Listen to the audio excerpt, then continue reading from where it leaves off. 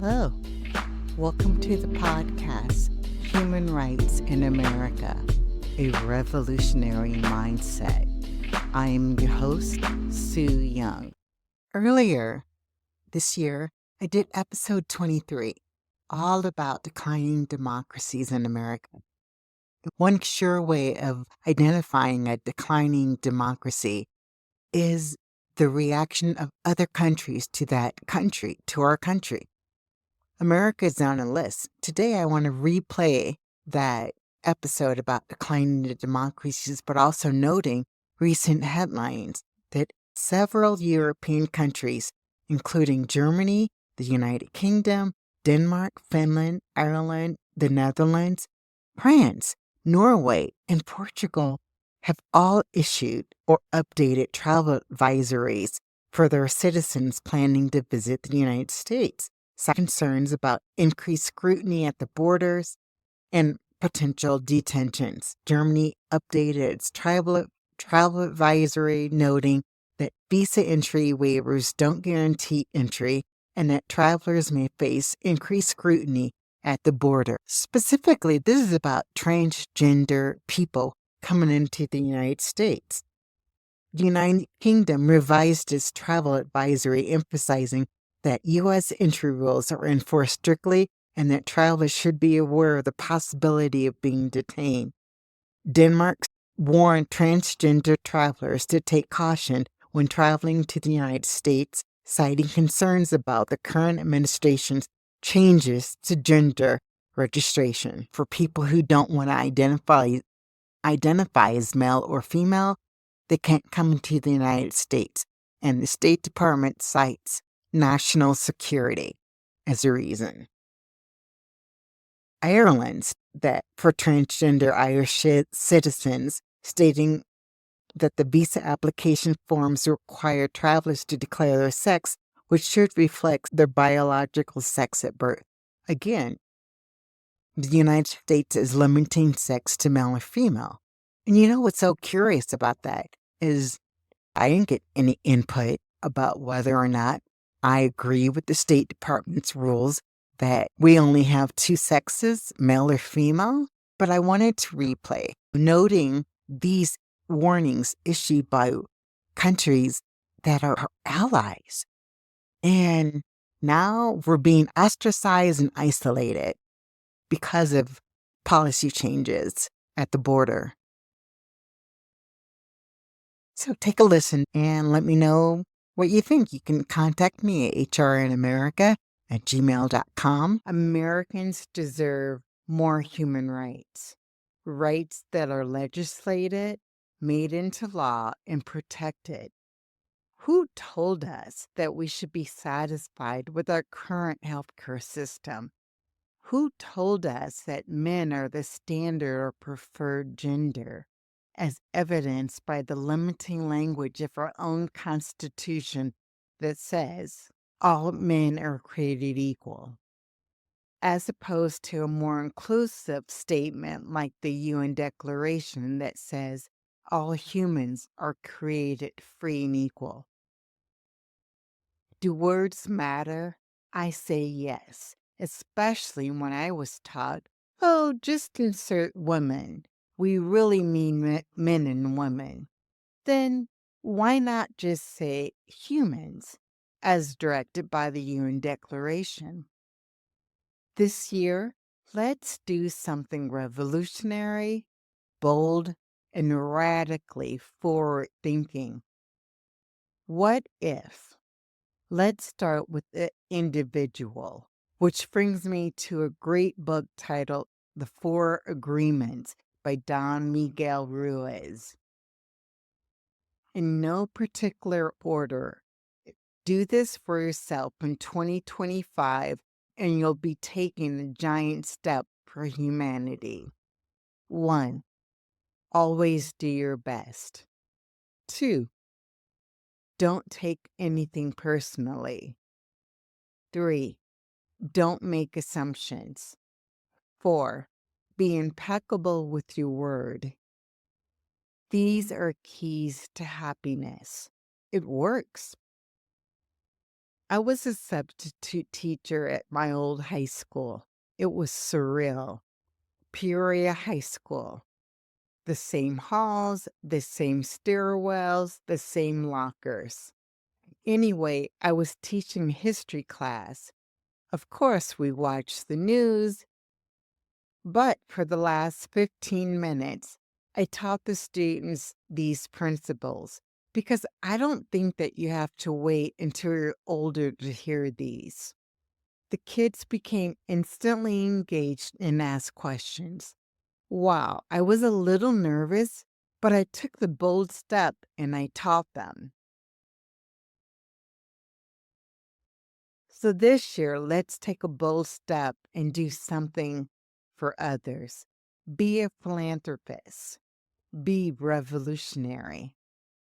Okay, it's 2025. It's time to go to work. Wanted to include this topic with my last year in stats, but I wanted to keep that episode upbeat. I deleted it from the year in stats. But this topic came up towards the end of the year. So I am saddened to report that the United States is on a list of declining democracies found around the world. This article was originally published in September 2022 and last updated in May 2024. The chart shows that the world has become less democratic in recent years. The number of democracies in the world reached an all-time high in 2016 with 95 electoral democracies. In 2023, their number has fell to 91 countries. The number of people that have democratic rights has recently plummeted. Between 2016 and 2023, this number fell from 3.9 billion to 2.3 billion people.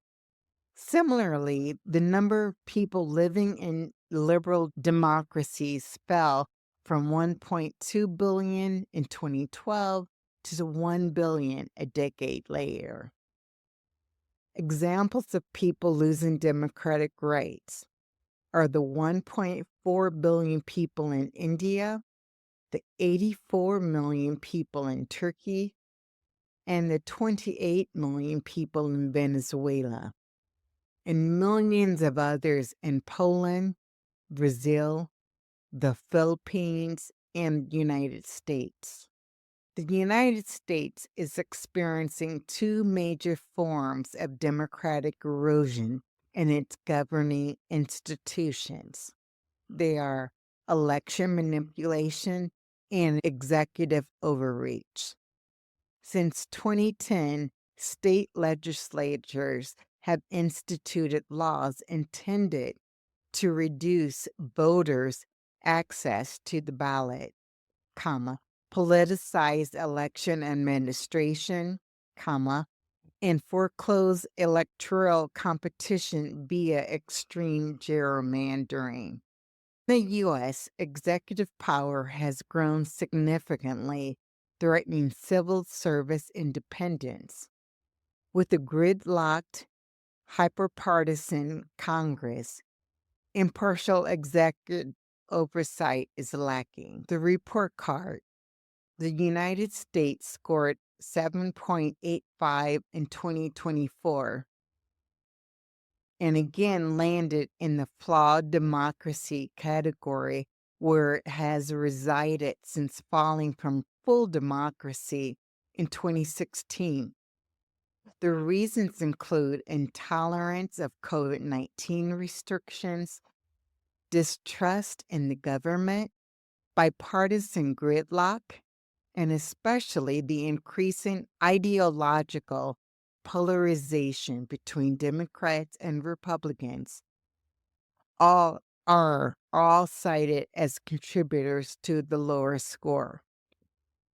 But democratic erosion in the United States is not synonymous with Donald Trump.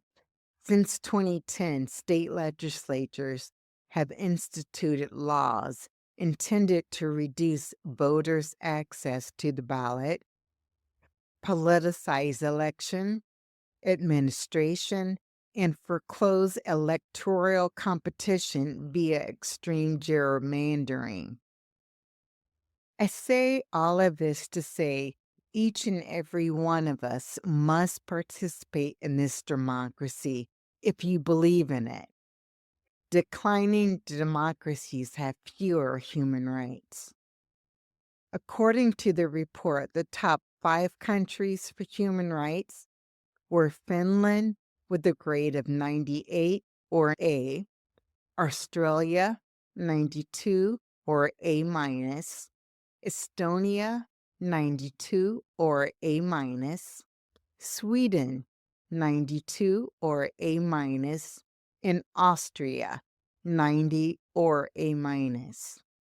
The bottom 5 were Iran 0 or an F, Syria 6 or an F, Yemen with an 8 or an F, Venezuela 12 or an F, and Egypt 14 or an F. Canada had the highest grade in the Americas with an 88 or B. Taiwan led the Asian nations with a score of a 78 or a C+, while Cape Verde had the highest score in Africa with an 84 or B. The United States had a 64 or a D, ranking 59th in the world. Generally speaking, countries with less democratic governments tend to have weaker protections for human rights, and authoritarian regimes may prioritize control over individual freedoms, leading to restrictions on free speech, assembly, and the press. Additionally, political dissent may be suppressed, and there can be limited access to justice and legal recourse for individuals. Human rights violations in less democratic countries might include arbitrary detention, torture, lack of fair trials, and discrimination against certain groups. On the other hand, democratic countries are more likely to have legal frameworks and institutions in place that protect individual rights and promote accountability. In 2017, the Duma, Russia's legislative body, decriminalized domestic violence that does not require hospital treatment. Under the law, if the domestic violence leads to bruises or minor injuries, then there is no punishment for the offender. What if? What if the United States does not want to lead the world in human rights? Then what country do we follow? Canada or Russia? It's important to note that the relationship between democracy and human rights can be complex and influenced by various factors, including culture and economic conditions and international relations. Some democracies can also have human rights issues, so the situation can vary widely from one country to another. It's complicated, this democracy thing, this human rights thing, but this is our mission. We were born for such a time as this. Most of us didn't go through the First or Second World War. Most of us weren't around for slavery in the United States. And none of us were around when they drafted and passed the U.S. Constitution. But we're here now. What bold, revolutionary thought or action will you take for the good of others this year? Will you work on the 4 agreements? What will be our legacy for future generations? It's a new year. And I'll leave you with a quote from Thomas Jefferson. We in America do not have government by majority. We have government by the majority who participate. All tyranny needs to gain a foothold is for people of good conscience to remain silent. Thank you again for listening. Listen, subscribe, and pass it along. Until next time, be revolutionary, be human.